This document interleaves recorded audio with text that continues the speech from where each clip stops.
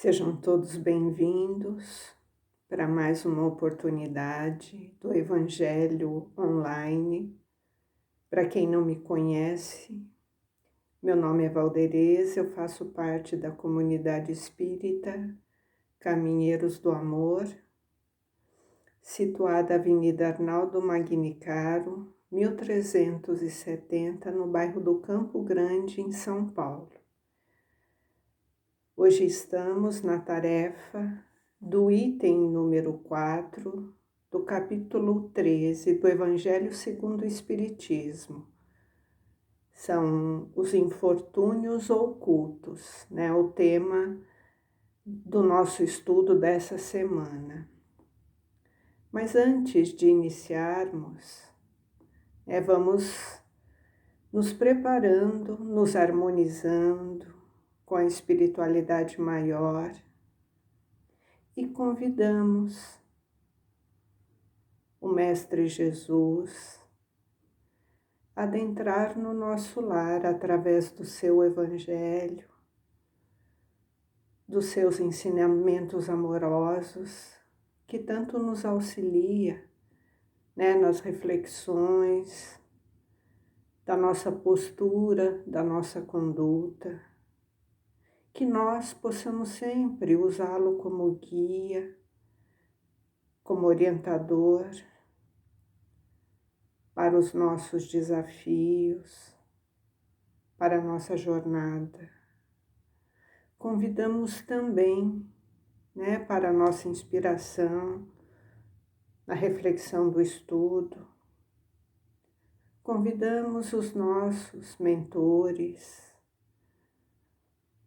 os benfeitores que nos inspiram durante a nossa jornada, que nós possamos abrir essa comunicação através da nossa conduta mental, da nossa postura moral, e assim vamos atraindo essa legião de amigos, de irmãos espirituais, a caminhar junto conosco, a nos auxiliar na tarefa, a nos inspirar, pois essas companhias nos auxiliam na compreensão do alimento espiritual, na compreensão da nossa conduta, da nossa jornada. Então, que sempre possamos estar nessa conexão amorosa, nessa paz, nessa harmonia, dentro do nosso lar, nos ambientes que percorremos, que nós possamos sempre levar a condição amorosa do Evangelho, através da nossa conduta, da nossa postura, da nossa maneira de agir, sempre com calma, com perseverança, com compreensão. Então, a importância do Evangelho, desse alimento, que nós possamos sentir, de fato, essa presença amorosa no nosso lar, no momento do Evangelho, e que nós possamos colocar em prática, que esse é o nosso real objetivo, com o estudo do Evangelho, que nós possamos colocá-lo em prática, em todos os momentos, em todas as oportunidades, em todos os desafios que percorremos nessa jornada espiritual na qual nós nos encontramos. Que assim seja, graças a Deus. Então nós vamos fazer a leitura e vamos fazendo pequenas pausas, para o entendimento. E o que o Evangelho nos traz hoje, no capítulo número 13, onde o tema central é que a vossa mão esquerda não saiba o que dá a vossa mão direita. E hoje o item é os infortúnios ocultos. Então vamos começar a leitura.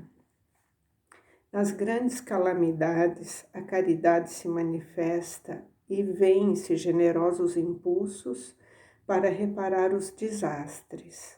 Mas ao lado desses desastres gerais, há milhares de desastres particulares que passam despercebidos, de pessoas que jazem sobre um catre, sem se lamentarem. São a esses infortúnios discretos e ocultos que a verdadeira generosidade sabe ir descobrir, sem esperar que eles venham pedir assistência. Então, aqui nesse primeiro parágrafo, né, desse item número 4, né, a espiritualidade vem nos, né, o plano espiritual vem nos fazer refletir, né, que nós estamos sempre impulsionados, né, a fazer a caridade quando nós somos chamados, né, através de situações adversas, onde, né, a comunidade geralmente ela toma conhecimento. Então a gente se compadece quando a gente é meio que chamado a se compadecer, né? Então, aquilo se torna público, gera uma comoção, né, coletiva, e aí a nossa caridade ela vai ser instigada a auxiliar. Então, nós temos que fazer uma reflexão sobre isso, né? Porque por enquanto também na condição que nós estamos no aprendizado, né? No aprendizado da prática do amor, da prática do bem, da caridade.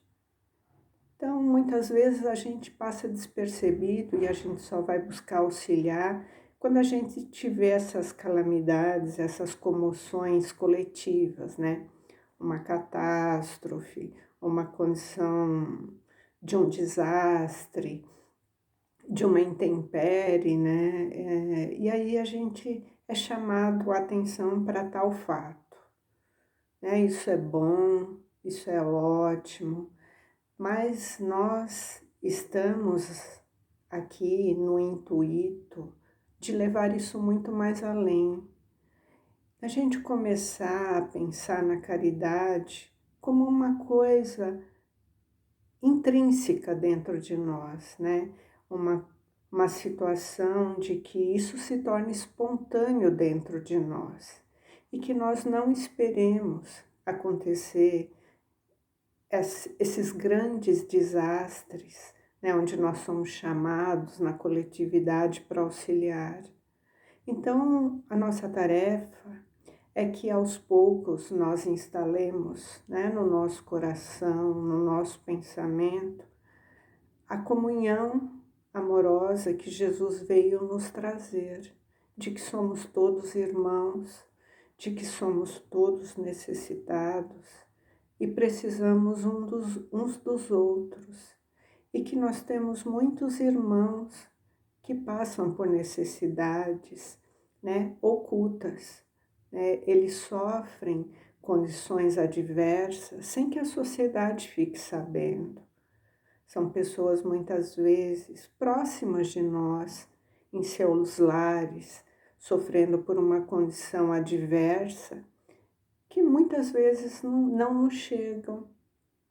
Um desemprego, uma questão de saúde, a perda de uma pessoa da família que provia a condição material e que hoje ela já não está presente. Então, tem muitos irmãos nossos que estão passando, né, por situações que a gente nem sequer desconfia.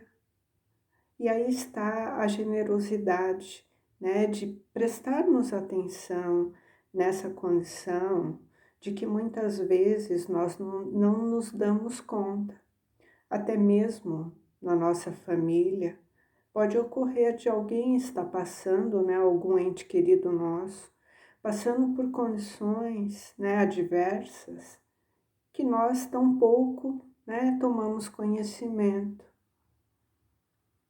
Então, a caridade que Jesus veio nos trazer é dessa comunhão entre irmãos, que somos uma grande família e que estamos aqui, né, na condição amorosa, né, de perceber o que o outro passa, né, a condição de buscar, né, tomar conhecimento dessas pessoas que muitas vezes sofrem, né, no seu íntimo, dentro do seu lar, da sua condição, situações que tão pouco a gente imagina. E quem é essa mulher de ar distinto, vestida de maneira simples, mais cuidada, seguida de uma jovem vestida também modestamente, entra numa casa de sórdida aparência, onde é conhecida, sem dúvida, porque à porta todos a saúdam. Onde vai ela, sobre essa mansada? Lá mora uma mãe de família cercada de filhos pequenos, e a sua chegada, a alegria brilha nesses semblantes emagrecidos. É ela que vem acalmar todas as dores. Traz o necessário, temperado com doces e consoladoras palavras, que fazem aceitar o benefício sem corar, porque esses infortunados não são mendigos profissionais. O pai está no hospital e durante esse tempo a mãe não pode bastar as necessidades. E graças a elas, essas pobres crianças não suportarão nem o frio nem a fome, irão a escolas agasalhadas e o seio da mãe não secará para as criancinhas. Se há um doente entre eles, nenhum cuidado material a repugnará. De lá ela se dirige ao hospital para levar ao pai algum consolo e tranquilizá-lo sobre a sorte da família. No canto da rua espera uma viatura, verdadeira loja de tudo, que leva os seus protegidos, que visita assim sucessivamente, não lhes pergunta nem sua crença, nem a sua opinião, porque para ela todos os homens são irmãos e filhos de Deus. Terminada a excursão, ela se diz: comecei bem meu dia. Qual é o seu nome? Aonde ela mora? Ninguém o sabe. Para os infelizes é um nome que não revela nada, mas é o anjo de consolação. À noite uma sinfonia de bênçãos se eleva para ela. À noite uma sinfonia de bênçãos se eleva para ela até o Criador. Católicos, judeus, protestantes, todos a bendizem. Então aqui, né, o Evangelho vem nos instruir, contando essa passagem, né, de uma senhora de classe social, né, abastada, que vai fazer a caridade junto com a filha. E é uma pessoa que tem um coração amoroso, que tem um coração que consegue enxergar os irmãos, né, a todos como irmãos. E para ela não importa qual é a religião de cada um, não importa qual é a crença, qual é a condição. O que importa para ela é auxiliar, é fazer o bem. E não só isso, né? Ela vai acalmar todas essas dores, levando o que é necessário, o necessário no quesito material. Ela leva realmente, né? Quando ele fala uma viatura, né? Um carro cheio de coisas materiais. Leva alimento, leva roupa, leva remédio, mas, acima de tudo, o que essa senhora leva é o tempero consolador de palavras, né? é o tempero amoroso da esperança, né, do respeito. Então, o que ela leva para essas pessoas é muito mais do que alimento, é muito mais do que as necessidades material. Ela leva o amor, né? Todos a tratam com muito respeito e ela não se faz identificar quem ela é, nem o nome dela eles sabem, né? É uma pessoa que faz a caridade, que pratica o bem sem se identificar, ela não ostenta. E além de tudo, ela leva junto com ela a filha, né? Para que a filha também possa, através desse exemplo, a começar, né? A instalar, através do seu exemplo amoroso, né? Qual é o nosso papel no universo. Então, acima de tudo, dela auxiliar, ainda ela leva a filha nesse aprendizado amoroso. Olha a importância, né, da nossa conduta, né, na presença e na vida dos filhos. Né? Qual é o nosso papel nesse desenvolvimento, né, desse espírito que nós abraçamos como filho. E ela vai nessa tarefa, né, nessa condição amorosa, de forma discreta, auxiliar aqueles que necessitam, né? Então, o que recai sobre ela? O que recai sobre ela, né, são as bênçãos amorosas que se elevam até ela, através desses pensamentos amorosos que aqueles protegidos emanam para ela. Então, a nossa recompensa, né, por esse amor distribuído, não é uma recompensa que nós recebemos aqui no mundo material, nós recebemos através, né, desses pensamentos que nos chegam, essas vibrações amorosas, porque quando nós jogamos amor no universo, o universo nos devolve na mesma proporção, né, de forma amorosa, essas vibrações que recebemos. E por que ela se veste de forma tão simples? É que não quer insultar a miséria com seu luxo. Por que se faz acompanhar da filha adolescente? É para ensinar-lhes como se deve praticar a beneficência. A filha também quer fazer a caridade, mas a sua mãe lhe diz: o que podes dar, minha criança, uma vez que nada as tem de ti? Se eu te entregar alguma coisa para passá-la aos outros, que mérito terás? Em realidade, é que eu que farei a caridade, e tu que delas terás o mérito. Isso não é justo. Quando vamos visitar os enfermos, tu me ajudas a cuidar deles. Ora, dar cuidados é dar alguma coisa. Isso não parece bastante? Nada é mais simples aprender a fazer as obras úteis. E tu confeccionará roupinhas para essas criancinhas. Desse modo, dará alguma coisa vinda de ti. É assim que a mãe verdadeiramente cristã forma sua filha na prática das virtudes ensinada pelo Cristo. É espírita, o que importa. Então, olha como é forte, né, esse parágrafo aqui, que vai explicar qual é essa condição dessa mulher que faz o bem, né? Então, ela faz o bem sem ostentação.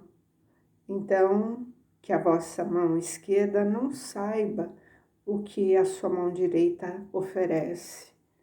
Então, é a prática do amor sem ostentação, sem alarde, né? Sem aquela soberba do orgulho de ficar falando, né? E colocando holofote para o bem que fazemos. Por isso que ela vai visitá-los, né? Vestida de forma simples, para que o luxo dela não ofusque, né? A miséria daqueles que está recebendo, para que eles não se constranjam diante daquela situação. Então, tudo que ela faz é de forma muito discreta, né? Ela faz tudo de forma muito velada, para que aquele que receba não se sinta, né, na condição de infortunados, não se sintam constrangidos naquela situação. E aqui explica por que ela leva a filha adolescente, para que essa filha possa, né, aprender a prática, né, da beneficência. E ela fala, né, que a filha tem que desenvolver essas virtudes ensinadas pelo Cristo, mas que ela, né, doe algo que seja dela e que ela não dependa da mãe para receber os méritos pela prática desse bem, que ela tem condições de desenvolver nela aptidões e atividades que possam auxiliar, mas que venham dela, que não dependam dos recursos da mãe. E assim ela terá um mérito, né, pelo ato amoroso dela. Por exemplo, em fazer um curativo ou contar uma história para uma criança ou fazer uma roupinha, né? Alguma coisa que venha dela, um talento dela, que ela possa doar e desenvolver para que o mérito seja dela e não da mãe. Então a mãe explica isso para ela também. E é assim que ela vai desenvolvendo, né, nessa filha, a prática da virtude, né, da virtude da caridade, dessa virtude amorosa ensinada pelo Cristo. No seu lar é a mulher do mundo, porque a sua posição o exige, mas ignora-se o que ela faz, porque ela não quer outra aprovação senão de Deus e da sua consciência. Um dia, porém, numa circunstância imprevista, conduziu até ela uma das suas protegidas, que lhe produzia obras. Esta reconheceu e quis abençoar a sua benfeitora. Silêncio, disse-lhe, não digas a ninguém. Assim falava Jesus. Então, ela é uma pessoa, né? Na casa dela, ela é uma pessoa de uma condição normal, né? É uma mãe, é uma mulher da sociedade, e ela faz tudo aquilo que a sua posição exige, né? Que a sua condição material solicita dela naquela posição. Mas ela faz esse outro trabalho, né, essa beneficência, mas ninguém sabe disso, porque ela não quer a aprovação de ninguém, ela não precisa a aprovação de ninguém e ela não faz isso para receber mérito aqui do mundo material. Ela só precisa da aprovação de Deus. Então, tudo que ela faz é em silêncio, a aprovação de Deus e da consciência dela. Porque a consciência dela já entendeu que esse é o caminho.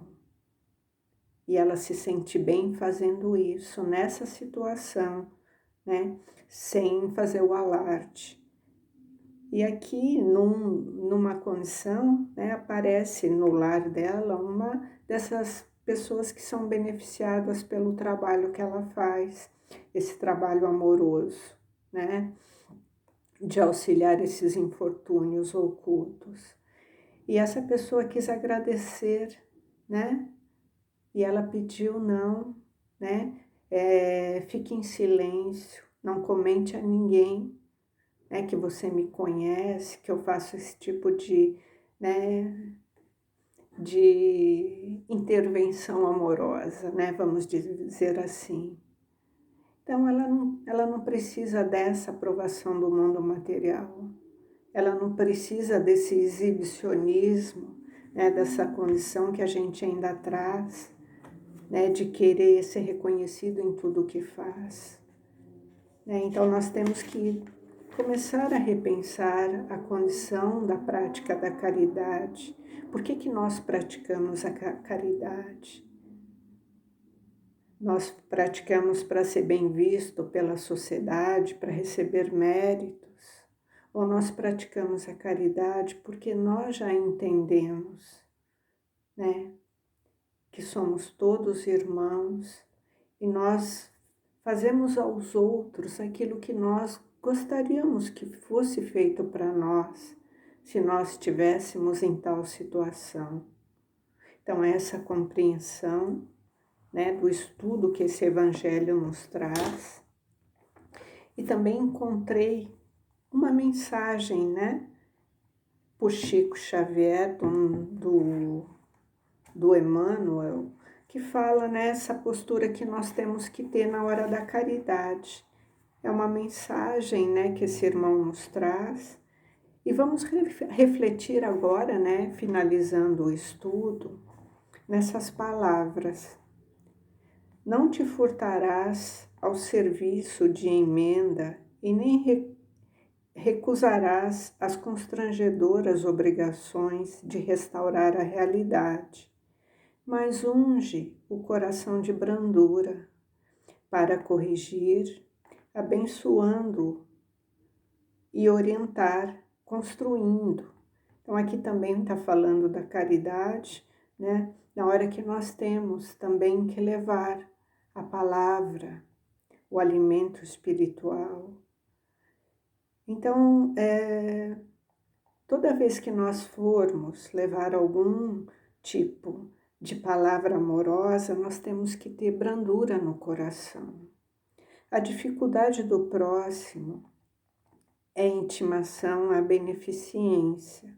No entanto, assim como é preciso condimentar de amor o pão que se dá, para aquele que não amargue a boca que o recebe, é indispensável também temperar de misericórdia o ensino que se ministra para que a palavra esclarecedora não perturbe o ouvido que o recolhe. Aqui fala, né, sobre a caridade material, né, quando a gente vai doar um pão, que ele seja condimentado de amor, para que a gente não amargue a boca daquele que recebe. E também que nós temperemos de misericórdia, né? Quando nós vamos falar alguma coisa para alguém, né? Numa palavra esclarecedora, para que a gente também não perturbe o ouvido daquele que está recebendo, nessa palavra esclarecedora. Na hora da caridade, não reflitas apenas naquilo que os irmãos necessitados devem fazer. Considera igualmente aquilo que não lhe foi possível fazer ainda. Então, na hora de fazer a caridade, não vamos julgar aquele que está necessitado, né? E ficar elucubrando, né? O porquê disso, o porquê daquilo, por que ele está nessa situação ou não está, o que ele deve ou não deve fazer. Então vamos nos abster, né? Na hora de fazer a caridade. Coteja suas oportunidades com as deles, né? Então, que a gente possa aproveitar essas oportunidades de estar junto com eles na prática da caridade, nós auxiliando e eles recebendo. Quantos atravessaram a infância sem a refeição de horário certo? E quantos se desenvolveram carregando moléstias ocultas? Quantos suspiram em vão pela riqueza do alfabeto, desde cedos escravizados a tarefas de sacrifício? E quantos outros cresceram em sombra, sob hipnose da violação e do crime? Quantos desejaram ser bons e foram arrastados à delinquência, no instante justo em que o anseio de retidão lhe aflorava na consciência? E quantos foram colhidos de processos obsessivos que os impediram, né, em resvalotos fatais? Soma as tuas facilidades e revisa as bênçãos que usufrui. Enumera as vantagens e os tesouros de afeto que lhe coroaram os dias e socorre os companheiros que desfalecem na estrada, buscando reerguê-los ao teu nível de entendimento e conforto. Na hora da caridade, emudece as humanas contradições e auxilia sempre, mas sempre clareando a razão com a luz do amor fraterno. Ainda mesmo quando a verdade te exige duros encargos, semelhantes às dolorosas tarefas da cirurgia. Então, quando formos fazer a caridade, vamos nos abster de qualquer tipo de comentário, de qualquer tipo de comparação, de qualquer tipo de julgamento. Vamos nos despir do pré-julgamento, porque nós não sabemos o que aquele espírito passa, qual é a condição, né? Qual é a história daquele espírito que está necessitado. Então, no momento da caridade, nós também estamos aprendendo, nós estamos também nos reformando e nos transformando. Então, que nós possamos, né, com esse evangelho dessa semana, aliviar os nossos corações e enchê-lo de amor, para que possamos continuar nessa tarefa, na tarefa de transformar tudo em amor. Que assim seja, graças a Deus, graças a Jesus e graças aos benfeitores que caminham conosco. Uma boa semana a todos, que assim seja, graças a Deus.